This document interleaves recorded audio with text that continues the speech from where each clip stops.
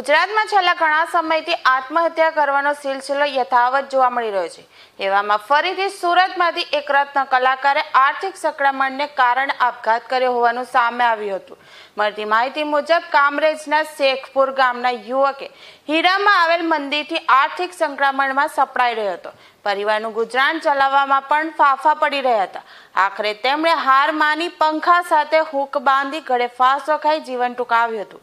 આપઘાત કરનાર રત્ન કલાકારનું નામ મનસુખ સૈદરવા હોવાનું જાણવા મળ્યું છે।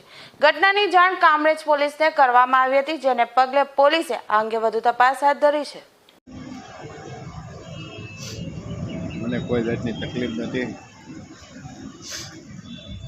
મંદીને કારણે મારથી ક્યાંક ફૂગાતું નથી, એટલે હું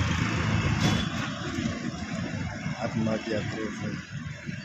મારા બાળ બચ્ચાનું ધ્યાન રાખજો।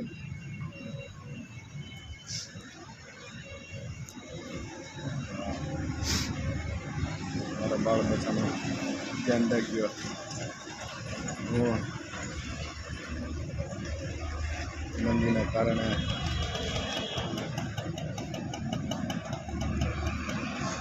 સાવ છું।